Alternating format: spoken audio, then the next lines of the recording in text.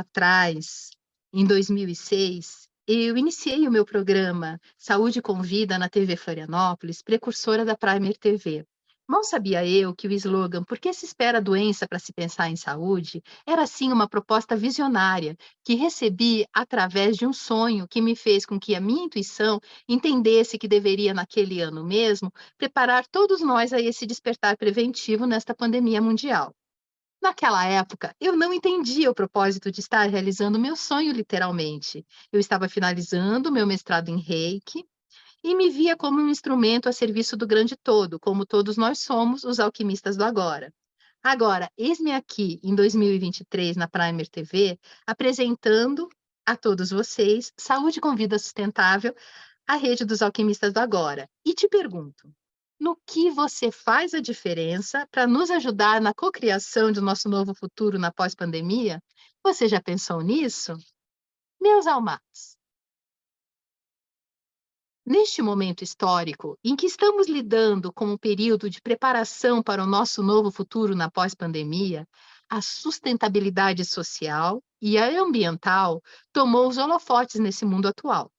E hoje, Saúde com Vida Sustentável, a rede dos alquimistas do agora, recebe Rodrigo Matos, presidente da ONSC, Inclusive nas Artes, Centro de Artes, Cultura e Inclusão, graduado em Administração de Empresas pela FAI, Master em Marketing na ISM, Instituto Superior de Marketing Barcelona, Espanha, pós-graduado em Gestão de Projetos e Logísticas pela FAI, além de diversos cursos em ESG, sustentabilidade corporativa e negócios para o futuro. E com a palavra, o nosso alquimista de hoje. Seja muito bem-vindo em nossa sala de estar bem, saúde com vida sustentável, a rede dos alquimistas do agora, Rodrigo Matos. Oi, Carla. Em primeiro lugar, gostaria de agradecer muito o teu convite para fazer essa entrevista. Eu acho que a gente sempre tem a oportunidade de poder estar compartilhando nossas experiências e nossos momentos, e isso, de alguma forma, pode trazer luz a quem está nos escutando e também o caminho de cada um, né? Então, acho que eu compartilhar as experiências sempre é positivo, e obrigado pelo convite. Então, Rodrigo Matos é um curitibano de 56 anos, sou divorciado, não tenho filhos, isso foi uma vivência que não acabei não tendo, tem seus ônus e bônus, né? Mas não estou passando nessa vida sem essa experiência de ser pai. Gosto muito de música, gosto de estar com os amigos, de churrasco, jantares, de jogar truco, é uma coisa que eu acho, me amarro assim, acho muito divertido. Teatro, cinema, livros gosto de ler, mas ver filmes e a televisão acaba te trazendo hoje tantas opções que a gente acaba deixando a leitura um pouco de lado. Mas não totalmente de lado, leio meus livros num ritmo meu próprio, mas que acaba não criando hábito. Tive duas experiências internacionais. Eu vivi 2 anos e meio na Espanha, e onde eu tive muitas experiências profissionais e pessoais ali. E também tive uma Como foi viver na experiência... Espanha? A Espanha sabe, aquele lugar que você chega e fala, eu acho que eu deveria ter nascido aqui, pois Uhum. isso para mim é a Espanha. A Espanha, eu me identifiquei muito com o estilo de vida, com ah, o clima, as comidas, as pessoas, e eu tive muita sorte e uma vivência muito bacana morando na Espanha, com o idioma também, tive muita facilidade, e diferente do que eu tive na Inglaterra. Embora na Inglaterra eu vivi só 2 anos, 2 meses, desculpa, foi uma oportunidade de melhorar meu inglês e de ter uma experiência ali. Eu sempre tive aquilo de Londres, o rock and roll, e mas a Inglaterra é um país muito mais reservado. A Espanha te permite mais uma expansão até como relações humanas, de amizade. E a Inglaterra já não. Tanto que na Inglaterra as pessoas que eu fiz amizade eram todos estrangeiros. Com ingleses em si foi muito pouca oportunidade. A profissão eu queria também Sim, trazer uma experiência que eu tive, que daí foi quando eu voltei para perfeito. a Espanha. Eu morei na Espanha de 99 até 2002. De quando Uhum. em 2016 eu voltei para a Espanha para fazer talvez uma das minhas experiências, ou melhor, vivências mais importantes, que foi fazer o Caminho de Santiago.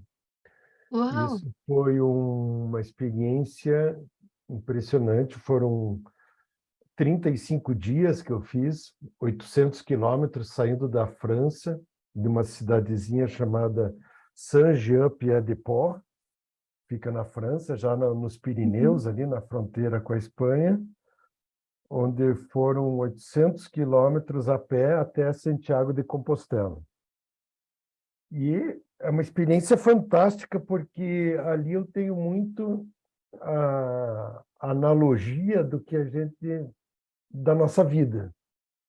Desde o sentido de, nos primeiros passos do caminho de Santiago, é tudo desconhecido, é como uma criança. Você não sabe como que você vai lavar tua roupa, você não sabe como que você vai escolher onde você vai dormir, você não sabe como que vai estar a sinalização do caminho, se você vai se perder, se você pegar chuva, como que você vai se virar e etc. Porque por mais que você se prepare para o caminho, você se prepara num terreno conhecido. Pode ser, no meu caso, me preparei em Curitiba, fazendo várias caminhadas ou em caminhos próximos de Curitiba, mas tudo numa zona de conforto. Quando você chega lá, tudo é o desconhecido.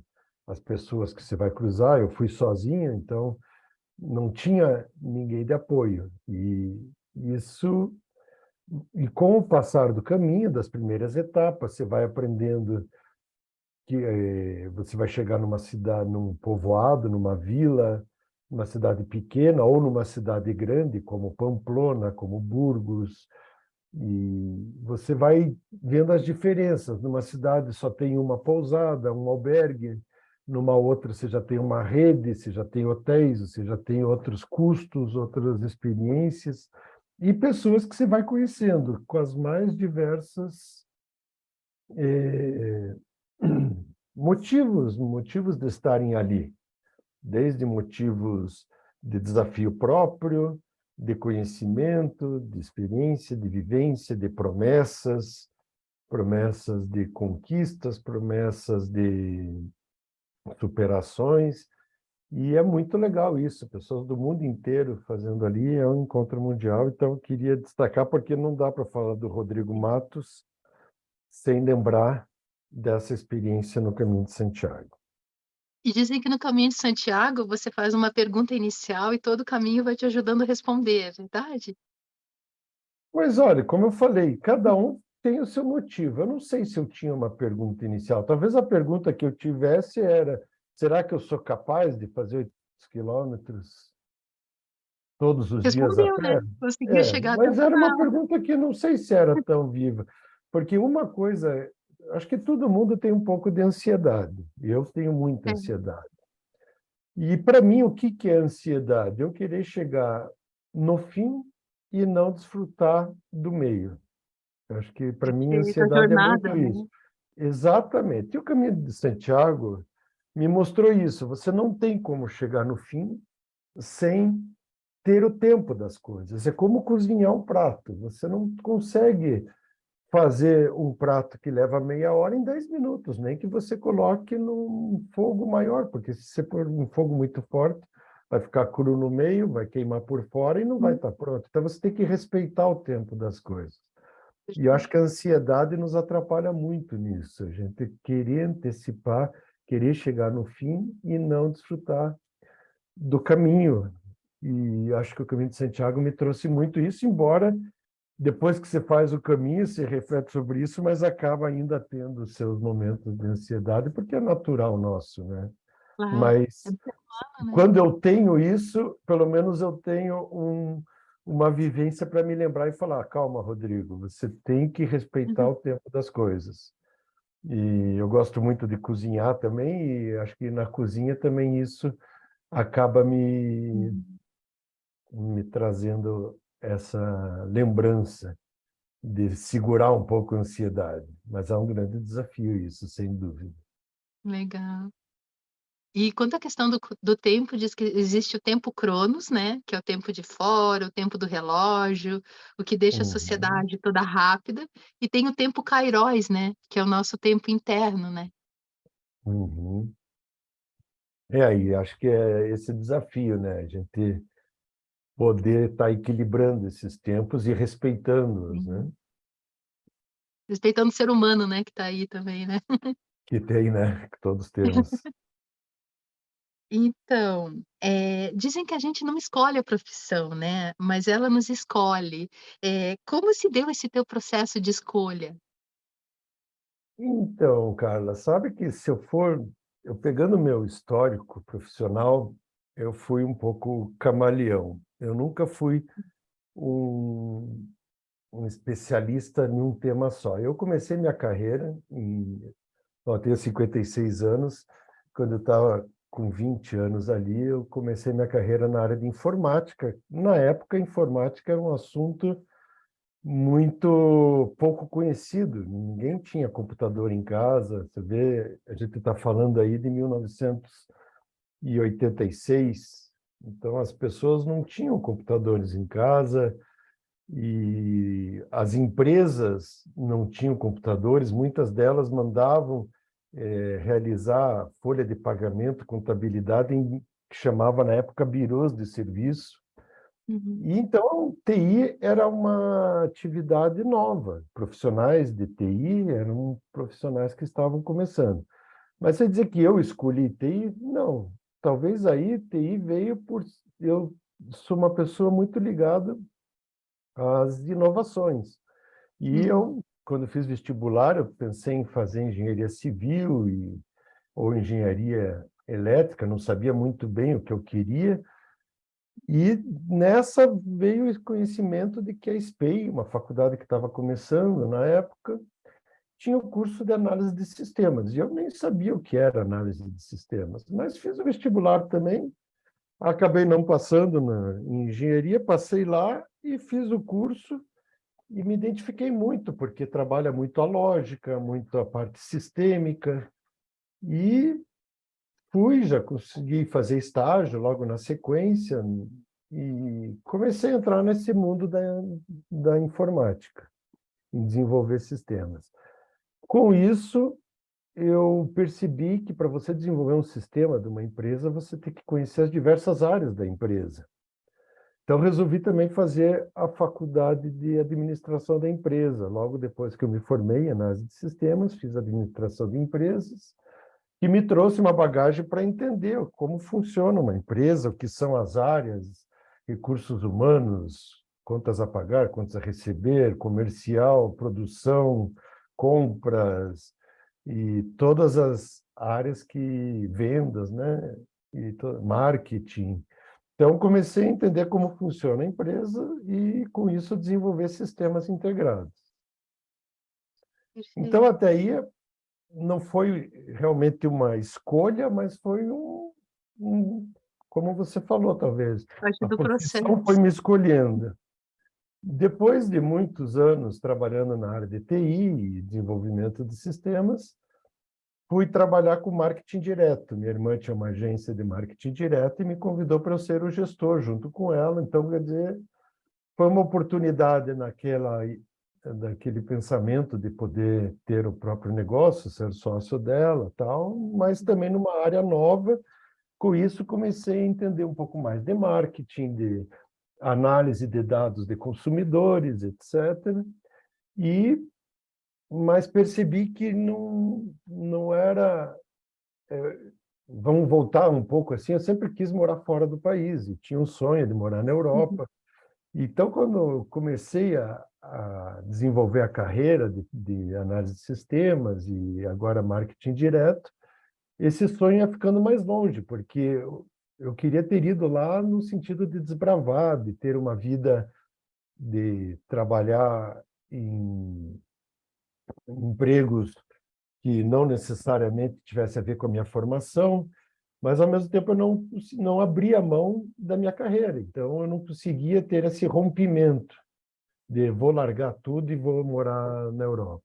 Então aí se veio a tua pergunta ali, como que eu fui parar na Espanha, que você me perguntou antes, né, quando eu estava lá. Então, eu fui na Espanha porque eu queria ir para a Europa, estava trabalhando já com marketing direto, tinha um bom salário aqui, mas percebi que a minha formação era uma formação que eu poderia ter oportunidade lá, que existia poucos profissionais que tinham a formação de TI, de administração e focados nesse conhecimento para marketing direto. E eu estava certo, e lá na Espanha eu consegui trabalhar na área de marketing com essa especialidade de banco de dados, e fiquei ali 2 anos e meio. Então, quando eu resolvi, por isso tem a minha pós em marketing na Espanha, porque foi também importante essa formação para me abrir o mercado da Espanha, para eu ter uma titulação ali e para conhecer pessoas do mercado, né? Então, isso, por que que eu falo isso dentro dessa tua pergunta da profissão nos escolher? Embora muitas vezes a profissão nos escolhe, acho que, pelo menos para mim, eu agrego essa oportunidade que a vida veio me trazendo com formação. Então, isso aconteceu depois, quando eu voltei para o Brasil, eu tive a oportunidade de voltar para a área de TI, em projetos de consultoria, e uma das consultorias que foi a consultoria de gestão de projetos SAP. Daí, o que que eu fiz? Daí eu fui fazer minha pós em gestão de projetos, que aí vai formando todos aquele currículo que você me apresentou. Por quê? Porque veio uma oportunidade de gestão de projetos e achei que era importante eu melhorar minha formação nisso. Depois disso, fui convidado a ser gestor de supply chain ou na área de PCP. Daí eu fui fazer pós em logística empresarial. E com isso eu fui as escolhas que as profissões foram me dando foram me formando até a parte de projetos sociais, onde eu estou agora, onde eu estou trabalhando inclusive nas artes como presidente da associação e estou fazendo gestão de projetos sociais, inclusive sei que você também está participando do curso ali, né, cara? E ESG. Tá? Então, a profissão, várias profissões foram me escolhendo e eu fiquei essa multidisciplinaridade. Sim.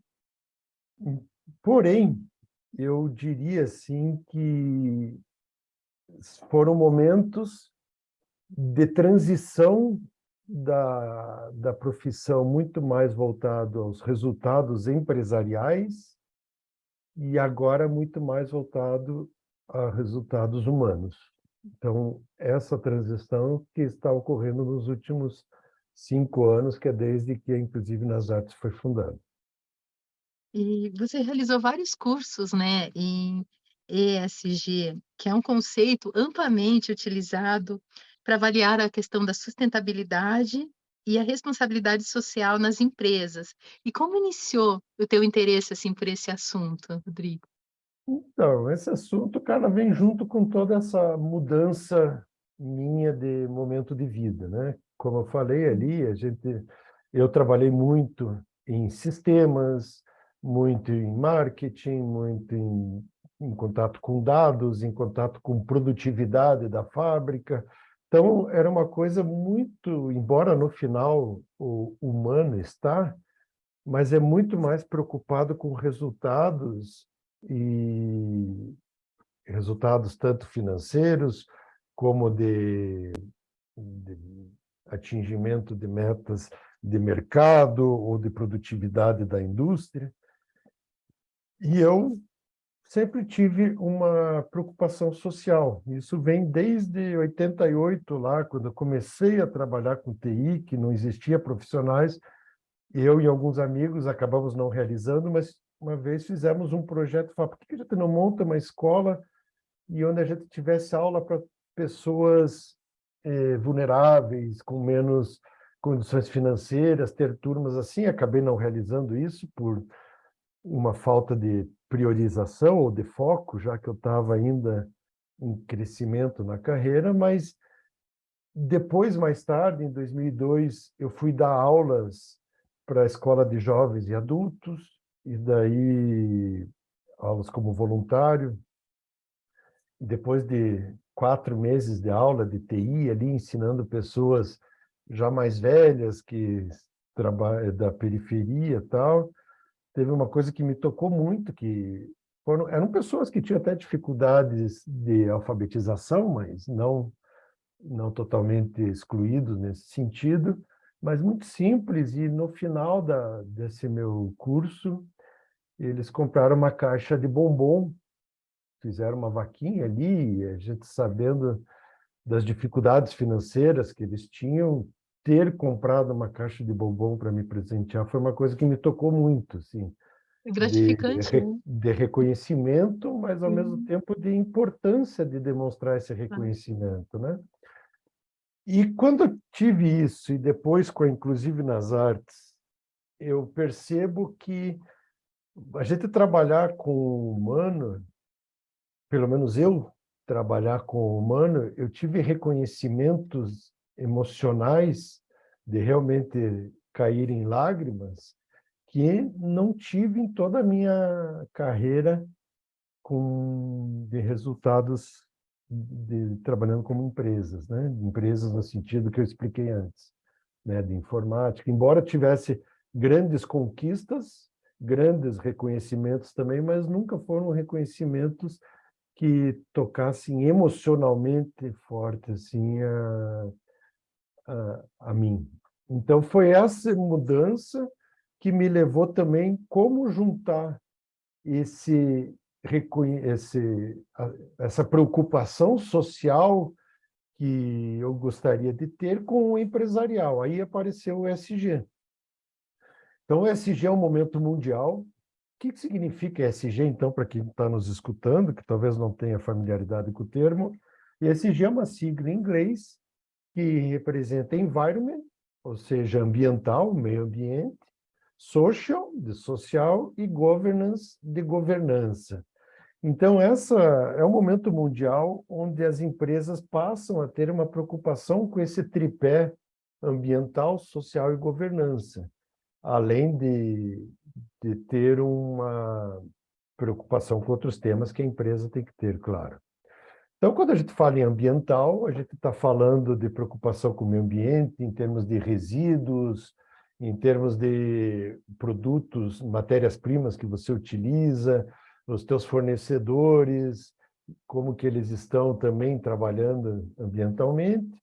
Socialmente, a gente também tem as colocações desde social dentro da tua própria empresa, com os empregados, com as comunidades que você impacta, como que você pode se posicionar socialmente no mundo, as garantias de equidade entre as pessoas, de diversidade dentro da organização, e a governança no sentido mais ético de como as empresas estão se portando.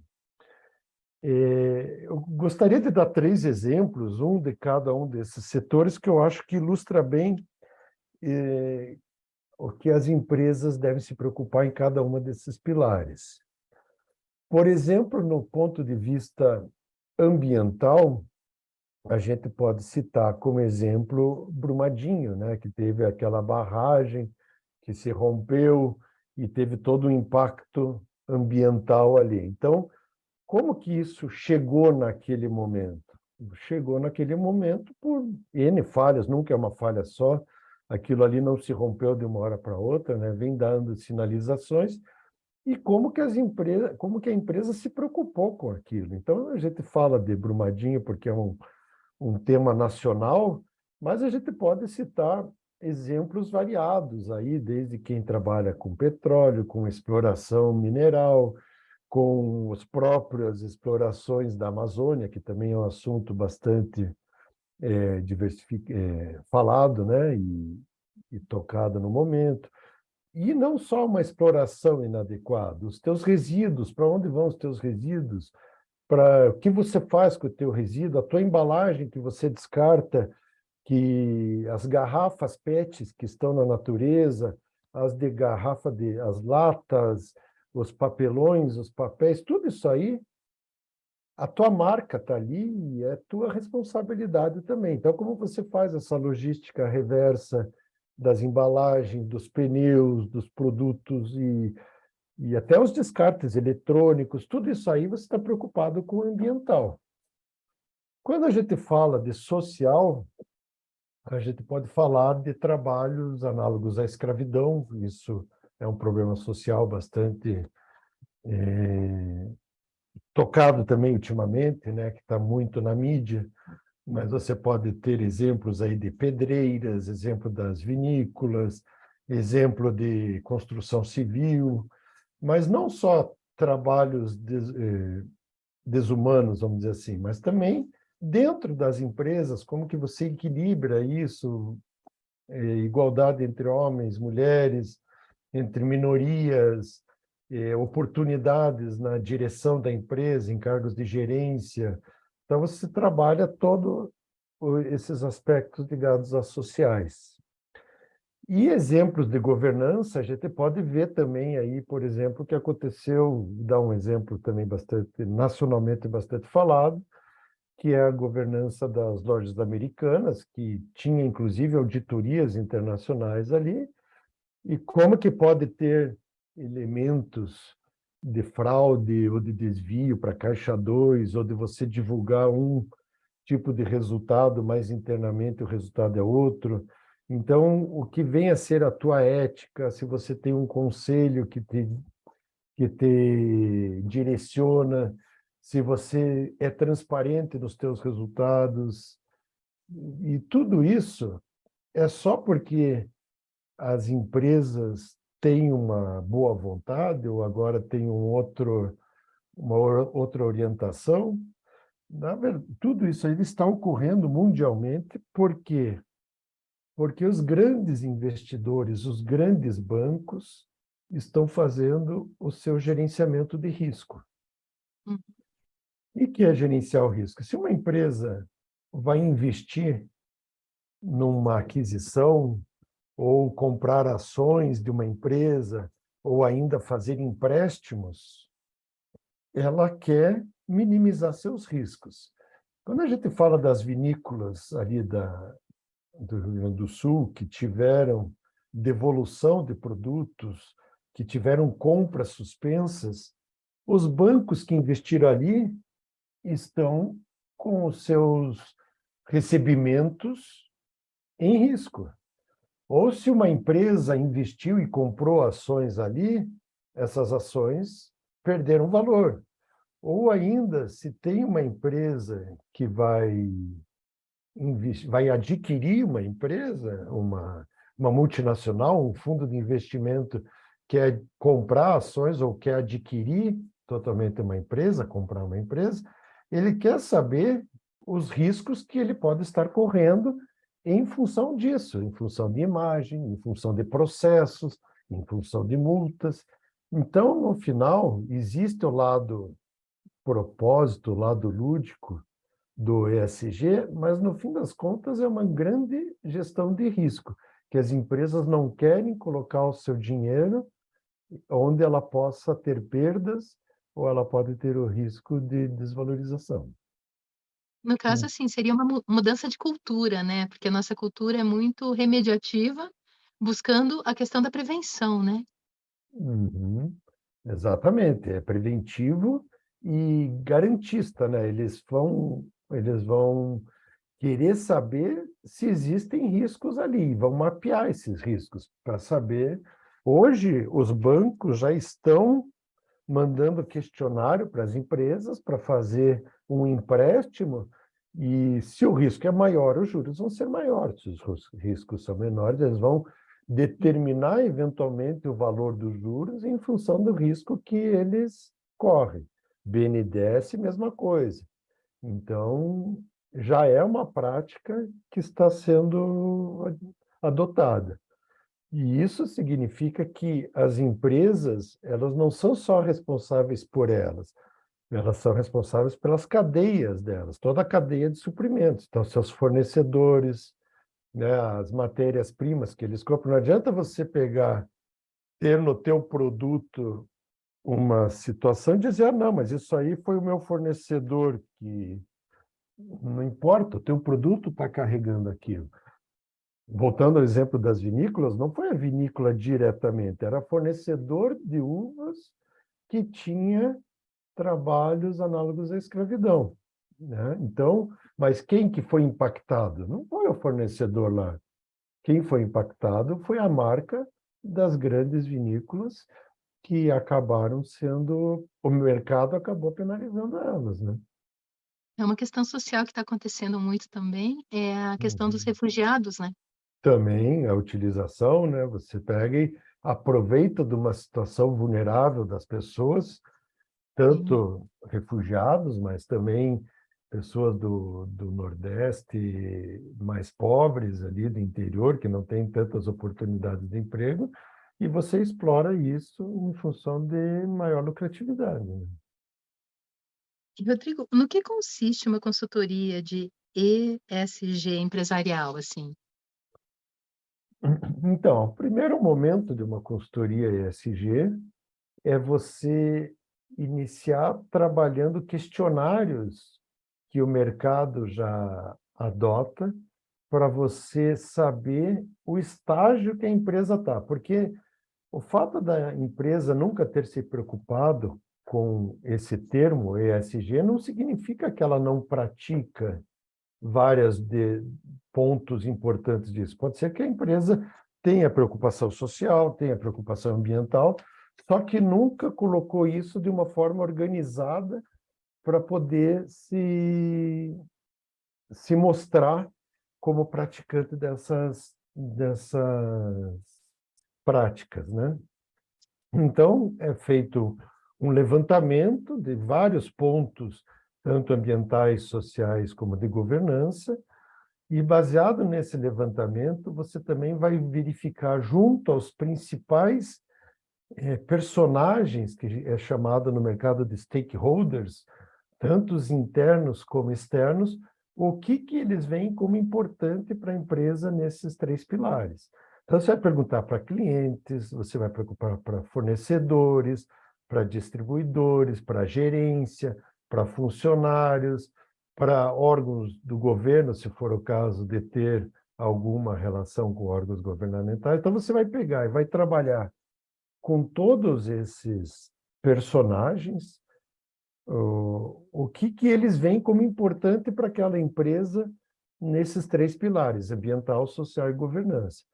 Isso vai te dar pontuações para você priorizar o que são os pontos mais importantes a serem trabalhados e como a empresa está em relação àqueles pontos. Então, pode ser que um dos pontos, só como exemplo, do social, todos esses personagens, ou a maioria, quando você pontuou, você colocou lá que era importante a diversidade, porque é uma empresa, por exemplo, da moda, e é importante que essa empresa tenha diversidade no seu quadro de funcionários, no seu corpo diretivo, nas suas gerências.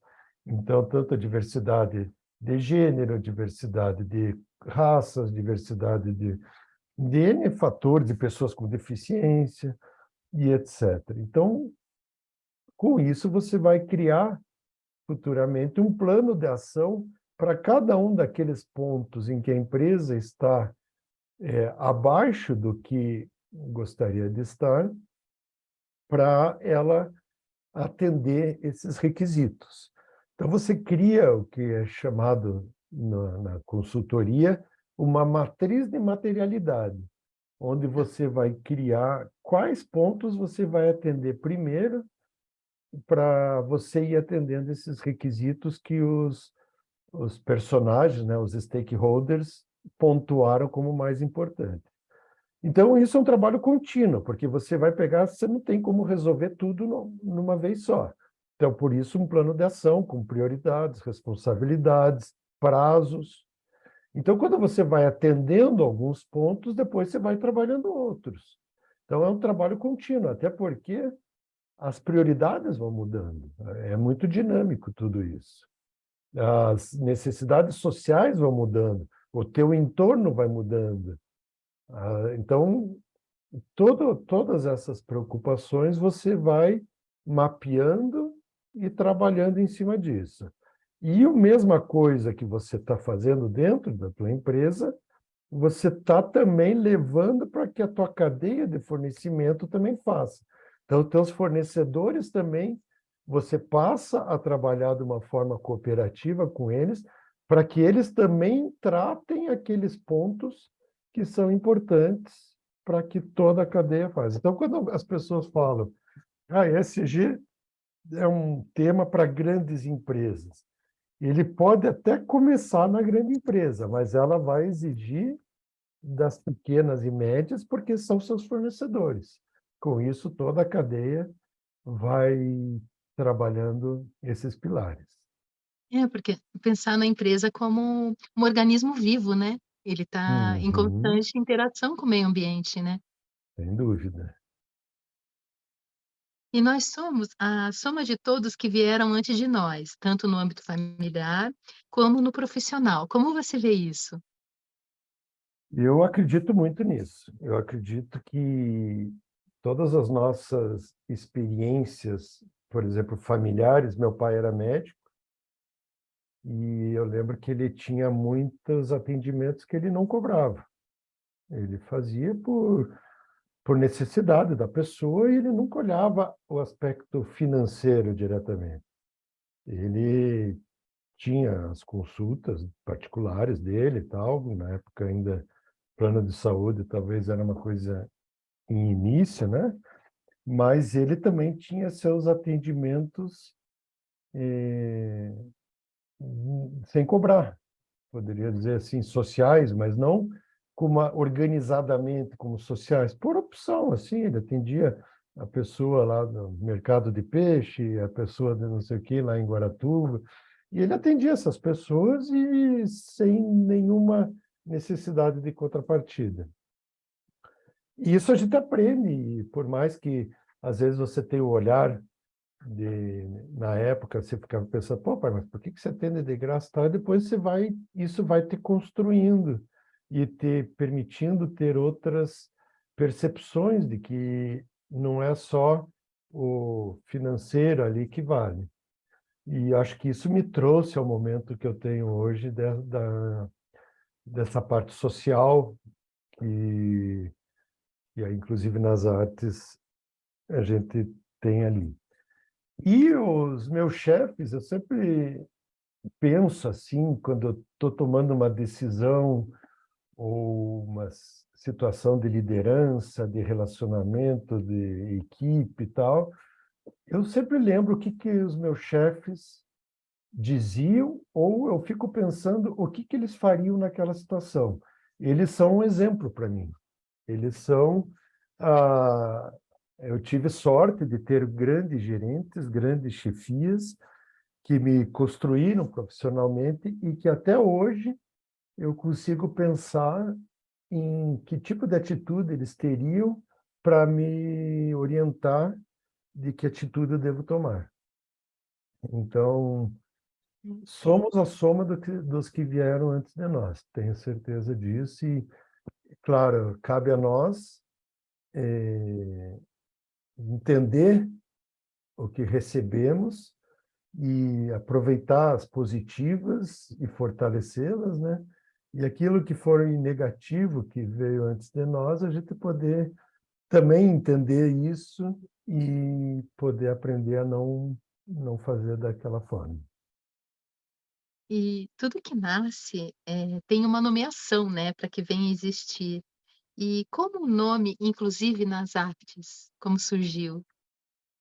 Então, antes de falar como surgiu o nome, o que é Inclusive nas Artes? Então, a Sim. Inclusive nas Artes é uma associação, uma OSC, né, como foi apresentado por você, Carla, é uma OSC que oferece para pessoas com deficiência, adultos com deficiência, atividades artísticas, atividades de teatro, música, dança, pintura, mosaico, mais de um tipo de dança, e xadrez também, temos oficinas de xadrez, sempre num formato de oficinas. E por que pessoas adultas com deficiência? Porque as pessoas com deficiência, até os seus 23, 25 anos, têm muitas oportunidades de instituições que oferecem algumas atividades educacionais, profissionais, mas as pessoas vão ficando mais velhas, com mais idade, e essas oportunidades vão ficando cada vez mais escassas. E elas vão ficando reclusas em suas casas. Uma vez, Denise Moraes, que é uma especialista do tema em Curitiba, ela é diretora da Associação das Pessoas com Deficiência e dos Direitos da Pessoa com Deficiência da Prefeitura, e ela me disse uma vez que as pessoas as pessoas com deficiência antes morriam mais cedo, porque não tinha tanto conhecimento, tantas soluções médicas, né? E elas cada vez vivem mais, o que é ótimo, o que é muito bom. Porém, com isso acarreta exatamente isso, que elas vão ficando com menos opções de atividades, algumas têm condições de trabalhar, outras não, depende muito da severidade que elas têm, do grau de deficiência que elas têm, mas elas vão ficando mais reclusas em suas casas, os pais vão ficando mais idosos, e ter um espaço que acolha essas pessoas é o que a gente quis construir. Então, a Inclusive nas Artes nasce disso, e o nome vem disso, de trazer uma inclusão através das artes. Então, a gente, o nome vem, o inclusive tem a orientação assim de trazer para a inclusão, mas também de trazer a palavra de inclusive as artes vão trazer essas atividades.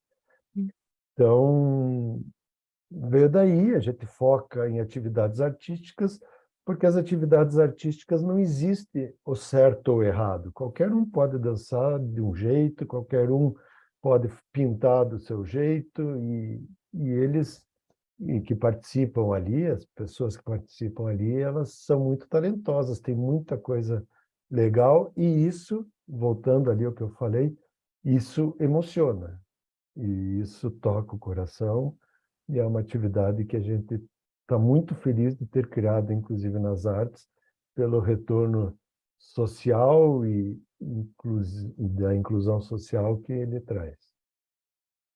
Sim, e como nasceu, assim, a alquimia interior em ti, essa proposta do Inclusive nas Artes para vir existir na matéria? Inclusive nas artes, ela em 2018, a Adriana, que é a cofundadora junto comigo Uhum. da Inclusive nas Artes, a Adriana tinha um grupo de 8 atores com síndrome de Down que tinha feito uma peça de teatro, uma peça curta de 15 minutos, e em 2018 foi convidado para esse grupo se apresentar no Festival de Teatro de Curitiba. E ela me Uau! convidou para eu ajudar a ela nessa produção. Não que eu entendesse de produção artística, nunca tinha trabalhado com produção artística, mas tinha essa minha experiência em projetos, em gestão de projetos. E quando ela me convidou, eu aceitei e foi uma experiência fantástica ter participado desse projeto. A gente fez uma peça, teve 3 apresentações, todas elas com todos os ingressos vendidos em 2018, e depois dessa apresentação, a gente falou, pô, a gente tinha que fazer isso aí para mais pessoas e com mais atividades artísticas. E daí surgiu inclusive nas artes. Então, partiu dessa experiência E essa experiência, de novo, volto a dizer, tocou muito o coração. Eu fiquei extremamente emocionado ao vê-los no palco e toda a exposição que eles tiveram ali, e a forma como eles atuaram, foi maravilhoso. Foi uma coisa linda e que me tocou muito, e eu e a Adriana encaramos esse desafio de criar Uhum. Inclusive nas Artes, de fundar Inclusive nas Artes. Na época, a gente não tinha muita experiência de como seria o formato, se seria uma Sim. OSC sem fins lucrativos, seria um negócio social, seria uma escola. E daí nós optamos em ser uma OSC sem fins lucrativos, que muita gente conhece como ONG, né? Não se usa mais o termo ONG, mas é mais popularmente conhecido como ONGs, para a gente poder estar atendendo pessoas, não só pessoas que pudessem, de alguma forma, pagar a mensalidade, e que pudesse atender pessoas voluntárias, e o objetivo não era também ter o lucro no sentido de distribuição de lucros e coisas assim, e sim que o dinheiro que gerasse de resultados positivos sempre fosse revertido na própria instituição. Perfeito. E como surgiu esse despertar das artes como um instrumento de inclusão, né, nas necessidades especiais, assim? Foi um pouco como eu expliquei ali do pós-festival de teatro, né, onde a gente viu o resultado que a arte trouxe para eles que participaram como atores, mas também para a plateia. A plateia tinha muitas pessoas com deficiência, muitos familiares, e você percebe uma coisa que um sentimento importante nas famílias que têm pessoas com deficiência dentro do grupo, que elas sempre desacreditavam, algumas, né? Não vou dizer todas, mas muitas famílias desacreditavam na capacidade daquela pessoa com deficiência gerar resultados. Então é tudo, não, você não pode, você não é capaz, isso não, isso é perigoso, cuidado aqui. Então a pessoa sempre está super protegida por ter alguma deficiência.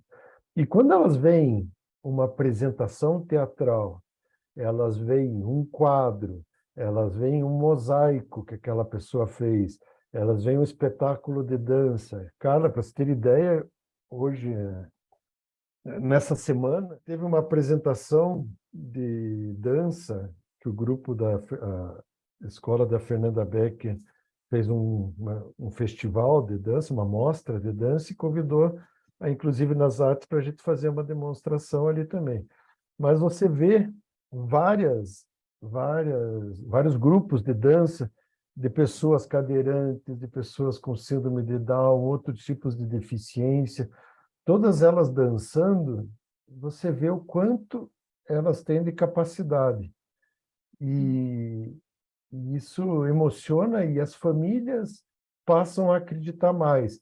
As pessoas se empoderam, ficam mais autoconfiantes, ficam autossuficientes, acreditam nelas mesmas, que elas têm outras potencialidades que estavam ainda sem estarem descobertas, né? Estavam escondidas. Então, isso tudo vem à tona, e é muito lindo, e a arte permite isso. Não daria para ser de outra forma que não fosse. Bom, poderia também no esporte, é claro, o esporte também traz essa possibilidade, e é muito lindo ver eles conseguindo subir num palco, fazer lá, e aquele medo que todo mundo tem, não precisa ter deficiência para ter medo de se expor num palco, mas aquela sensação depois que se apresenta de realização, de ter conseguido, é uma coisa muito linda e muito emocionante. É, a arte, de uma certa forma, é a expressão do humano, né. E quanto Uhum, à questão dos valores essenciais humanos estão inseridos também na arte, né. uhum. E é isso. Lembra? Você deve lembrar também quando vendia-se aqueles cartões de Natal com pessoas que pintavam faziam pinturas, quadros com os pés, com a boca, que eram Hum. pessoas que tinham deficiência de não ter alguns dos membros e tal.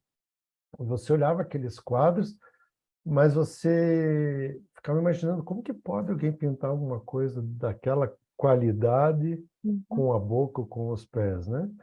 E isso que a gente vive no dia a dia. Não existe limite em função disso, de uma deficiência. Uma deficiência, na verdade, é deficiência de alguma coisa, mas é eficiência em outras, né? Eles são muito capazes, só talvez tenha que descobrir, como todos nós.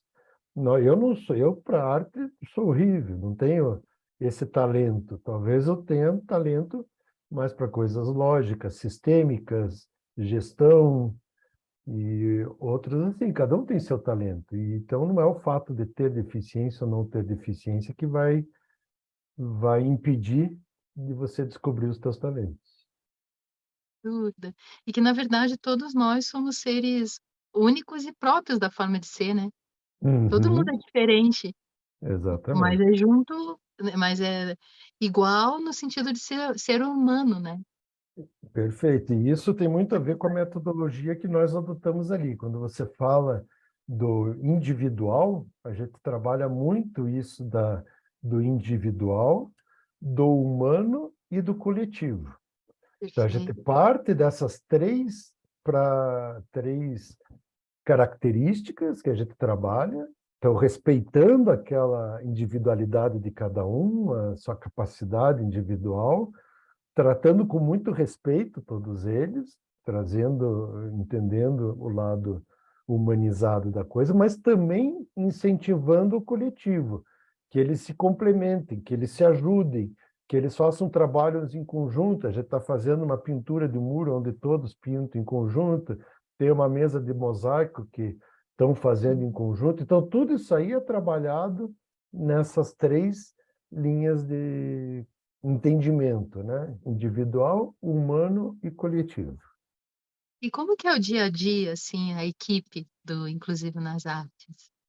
Então, inclusive nas artes a gente trabalha com oficinas, né? Nessas Uhum. diferentes oficinas que eu te expliquei, e onde as oficinas elas sempre são de duas em duas. Então, todo dia vão ter, por exemplo, na segunda-feira vai ter mosaico e dança cênica. A gente vai estar atendendo ali por volta de umas 15 pessoas. Então, no primeiro horário, a gente vai ter pessoas fazendo. O primeiro horário seria das 2 às 3h30, por exemplo, 1h30 de oficina. Algumas pessoas fazendo a dança sênior e outras fazendo a oficina de mosaico. E é feita uma interrupção para o lanche, às 3h30, daí às 4 às 5h30, quem estava fazendo mosaico vai fazer dança sênior, quem estava fazendo dança sênior vai fazer mosaico. Então, isso na segunda, na terça, daí vai ter a mesma coisa, só que vai ser com teatro e música. Na quarta vai ser dança e pintura. Na quinta vai ser xadrez e musicalização e assim por diante. Então, a gente está sempre trazendo diferentes experiências nos diversos segmentos da arte, né, atividades de artes, para cada um dos beneficiários. Tem beneficiário que participa de todas, tem outro que vai só para o teatro, tem um que vai para a musicalização e assim por diante. Então, quer dizer, não existe uma regra que tem que fazer, não é uma escola. A pessoa vai lá e tem que fazer todas ou nenhuma. Não, ele escolhe quais atividades ele quer estar participando. O que é importante, a partir do momento que ele faz parte daquela atividade, que ele tenha presença, porque senão ele estaria ocupando lugar de uma outra pessoa que poderia estar participando.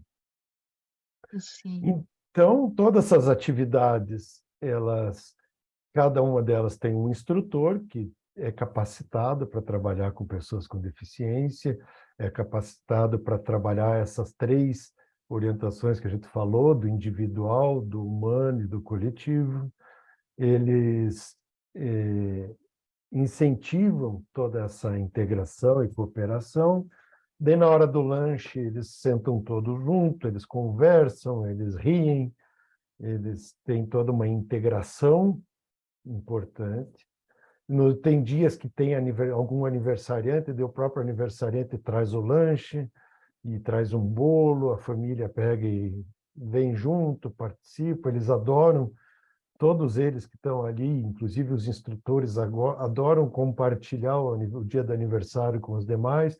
Então você acaba criando um grupo social Uhum. que participa ativamente, diariamente ali, e que nos eventos vêm e se tornam amizades, ficam amigos, e você percebe uma coisa muito linda, que não existe competitividade entre eles, e sim colaboração. Eles incentivam uns aos outros.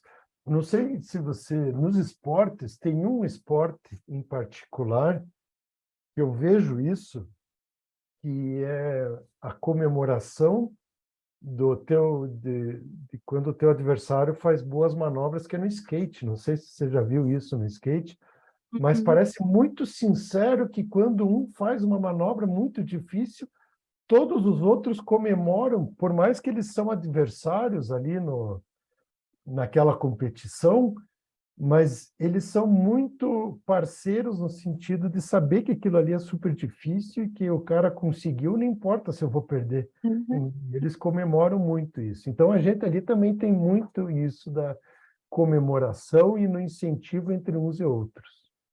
É uma E essa integração. questão de cooperar, né, e deixar esse paradigma antigo do competir, após a pandemia, é muito necessário, né, esse aprendizado que a gente Uhum, está tendo também com eles, né. sem dúvida. Eles nos ensinam muito, né. Embora eu sei que eu tenha falado aqui durante toda a nossa entrevista muito termo pessoa com deficiência, mas a gente tem que talvez ir aos poucos tirando, é mais para ilustrar o grupo que Sim. ele trabalha, mas todos nós aprendemos com todos, né? E acho que a gente tem que ter o olhar que a pessoa com deficiência é uma pessoa normal, que mesmo igual uma pessoa sem deficiência, que tem limitações para algumas coisas, mas capacidades para outras, como todos nós. Eu acho que a gente tem que ir trazendo cada vez mais essa leitura de eliminar as diferenças, né? De tratar o diverso. Assim como tem outras diversidades, essa é uma diversidade a mais.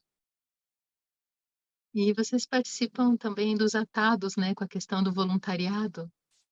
Então, os voluntariados, a gente teve várias experiências com voluntariado, a gente não conseguiu achar o voluntariado mais eficiente para nós. A gente começou que o voluntariado era até como instrutores. E daí, de repente, aquele voluntário dava uma oficina, duas, e não aparecia mais, ou começava a faltar, hoje eu não posso, e a gente ficava com os beneficiários, né, os alunos, esperando um instrutor que não vinha. Então, a gente resolveu tratar essa atividade dos instrutores todos de uma forma profissional, com pagamentos, pagamos todos os instrutores através de quantas horas ele trabalhou no mês, etc. E os voluntários a gente usa para atividades pontuais, por exemplo, a gente vai ter um evento agora em agosto, todos estão convidados já, sigam nossos canais aí do Facebook, Instagram, para ver o convite. Vai ser na nossa sede mesmo, de 5 anos da Inclusive nas Artes. Então, a gente está concluindo agora 5 anos, lembrando que dos 5, 2 foram de pandemia, né? Muito difíceis, já que não podia ter atividades presenciais. Mas nessas ocasiões a gente trabalha, os voluntariados nos ajudam muito na organização do evento, no dia do evento, vai ter o que vai estar ajudando na organização, na venda de bebidas, no caixa, na recepção dos convidados, na organização dos grupos de música, das barraquinhas de comida, etc. Então, para essas situações, a gente vai ter, talvez, não sei se em agosto ou em setembro, um voluntariado para pintar a sede, para ajudar na pintura da sede, para arrumar o jardim. Então, para algumas situações, o voluntariado a gente ainda consegue ter uma boa ação. Mas como instrutores responsáveis, a gente não trabalha mais dessa forma. E na semana passada, eu entrevistei o Jorge Sada, que ele é cidadão honorário de Curitiba, né, e ele disse que felicidade compartilhada com muitos torna-se opinião, mas temos que tomar muito cuidado para que as opiniões alheias não acabem com a nossa felicidade interior. Como você vê isso na sua vida? E eu infelizmente, eu não conheço o Jorge Sada e não sei se entendi Uhum, muito bem o contexto colocado, mas entendendo assim a felicidade uhum, compartilhada com muitos, acho que é importante, né? A comemoração das conquistas. Como eu falei ali, quando a gente teve o sucesso numa apresentação ali, isso ser comemorado e essa felicidade ser, se manifestada ao grupo, a muitos, é muito legal. Na nossa missão, a gente, como tem como missão da empresa, a gente tem que é criar oportunidades através de atividades da arte e cultura para promover a inclusão social, melhorar a qualidade de vida e trazer a felicidade para todos os envolvidos. Então, quando a gente fala trazer a felicidade para uhum, todos os envolvidos, tem um pouco a ver com o que o Jorge Sada falou, que é, inclusive nas artes, existe para que tantos os beneficiários, tantos os familiares, tanto os instrutores, como nós fundadores, todo mundo que de alguma forma está em contato com a Inclusive nas Artes, seja feliz, a gente traga um pouco dessa felicidade. Eu não sei muito de tornar isso uma opinião, que o Jorge Sada estava tratando nesse sentido. Mas o que a gente tem que talvez tomar cuidado com as opiniões alheias é um pouco de que a felicidade de alguns pode incomodar outros, né? ah, Quando sem dúvida. então acho que esse cuidado, como as pessoas têm opiniões diferentes, têm momentos de vida diferentes, a gente não tem que se incomodar com a interferência negativa dos demais, né? Então, eu acho que um pouco se blindar com isso, de não ficar olhando para fora, aquele negócio, né, de olhar a grama do vizinho sempre é mais verde e a gente fica sempre insatisfeito. Então, acho que a gente tem que ter as nossas opiniões, escutar as dos demais, mas nunca tentar impor a nossa e achar que a nossa é a verdadeira e a do outro é errada. Acho que esse respeito, essa empatia que temos que ter aos demais, talvez aí, não sei se era isso que o Jorge Sada queria dizer, mas com isso eu concordo, que a gente tem que tomar cuidado com as opiniões alheias que querem destruir as nossas opiniões. Acho que a gente tem que somar. A gente pode ter a nossa opinião, escutar do outro e ter uma terceira opinião que seja somatória, ou até mudar de opinião, não está errado isso, mas de uma forma construtiva e equilibrada, e não numa forma impositiva, né? Que acho que nesses tempos de polarização isso se tornou bastante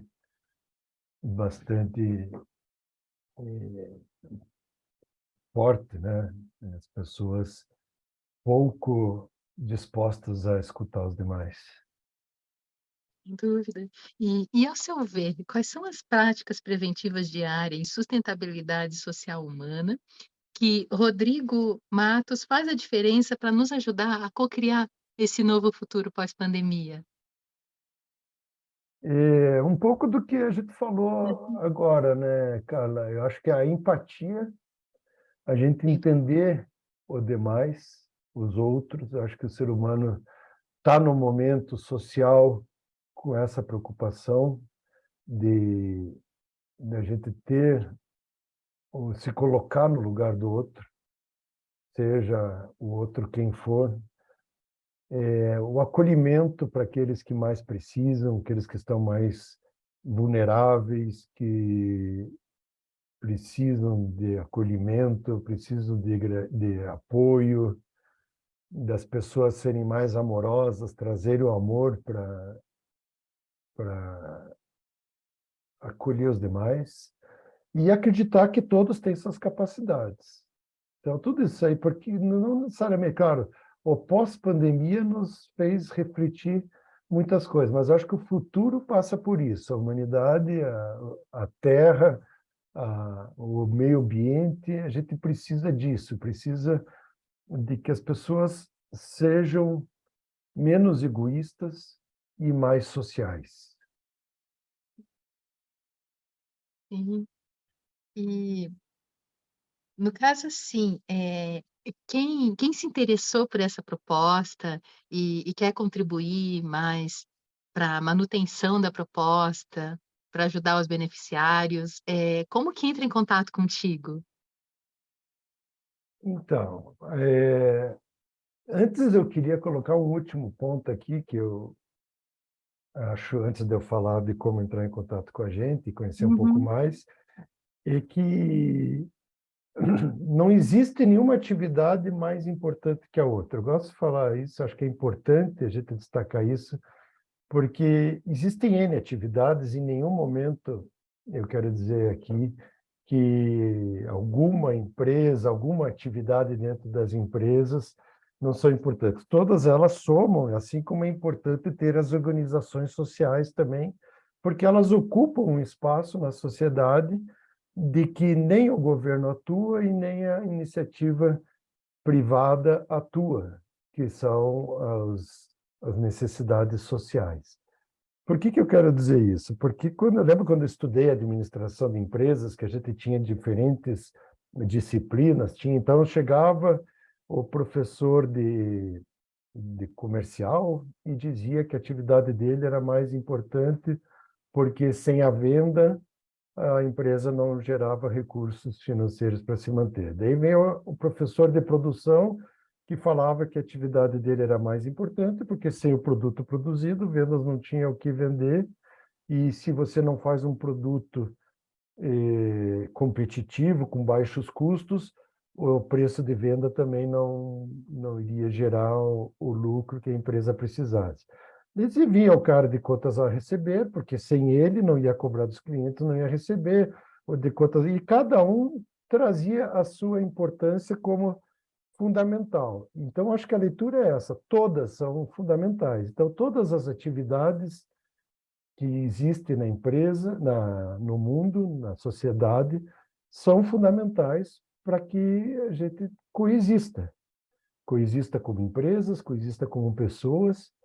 Então, eu queria dizer que não existe uma, uma atividade mais importante do que a outra. E eu acho que a nossa atividade, né, inclusive nas artes, tem sua importância, assim como outras atividades de organizações sociais que defendem as mulheres vulneráveis, que defendem vítimas de violência, que defendem os negros, que defendem a comunidade LGBTQIA+, que defendem os animais, os animais de ruas, os animais selvagens, o meio ambiente, e todas elas têm a sua importância e todas elas têm que existir. Eu sei que ficou uma situação uma imagem muito ruim em função de algumas organizações não governamentais que praticavam situações não éticas, e as pessoas gostam de generalizar, mas existem, e diria que a maioria, como todas as profissões, né, existem médicos, advogados, engenheiros, todas as profissões existem os não tão éticos assim.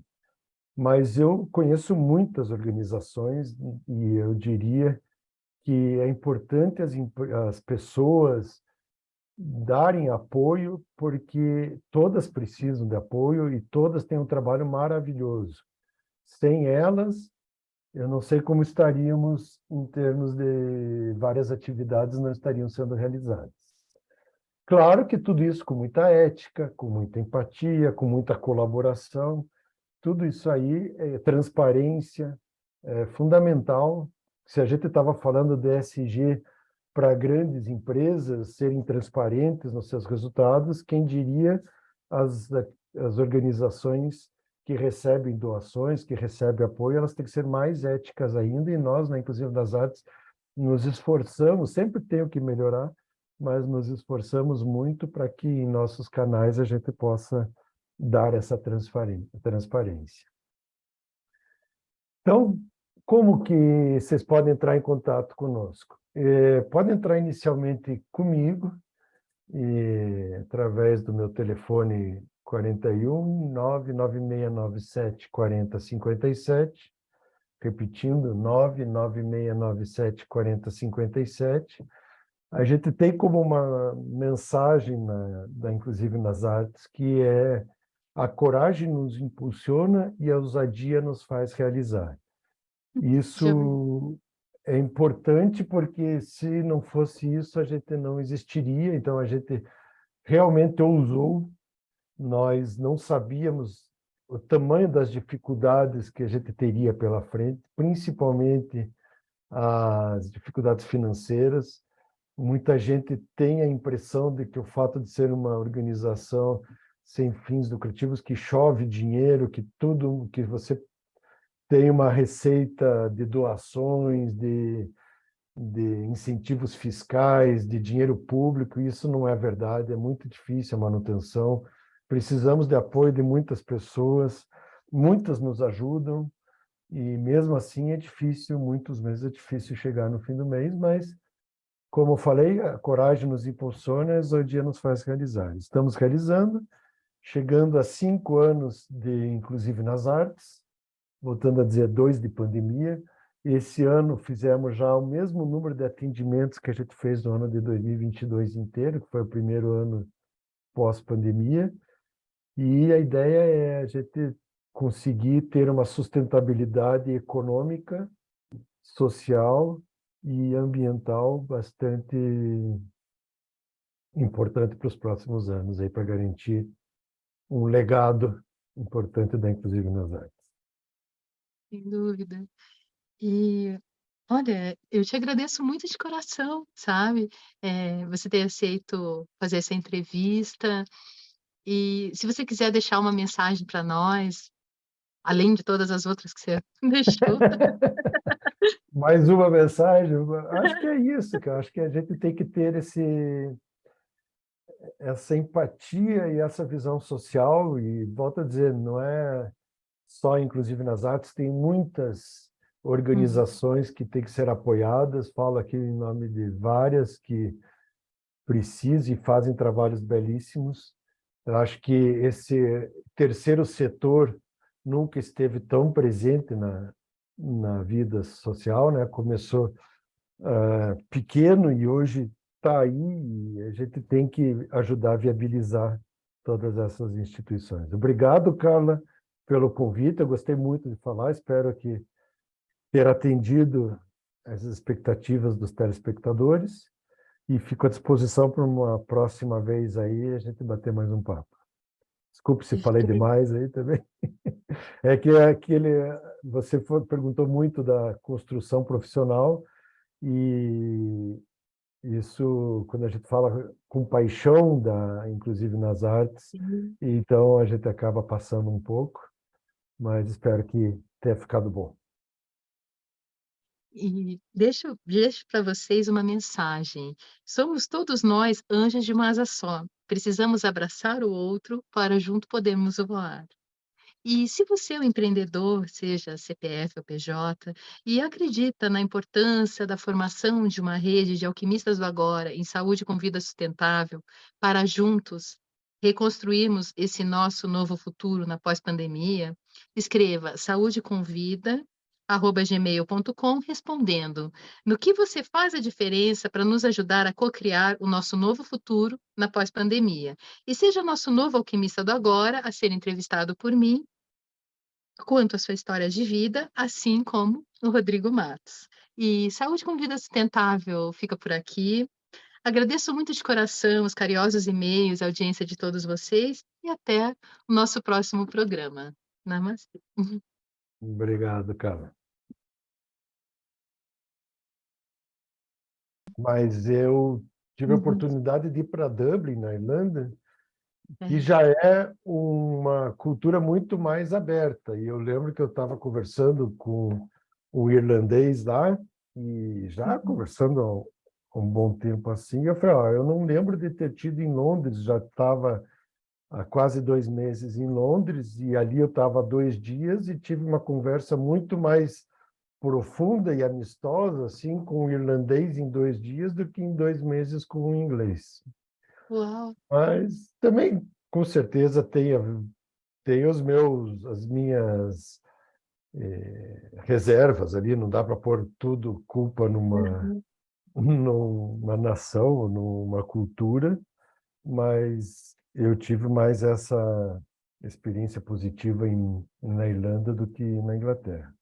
E a Espanha, não. A Espanha já teve muito mais aberturas. Claro, ali teve a facilidade de eu ter tido uma experiência profissional. Então, como trabalhava lá, existiam os amigos do trabalho, os amigos que você vai conhecendo em função de outras pessoas e você vai criando uma rede.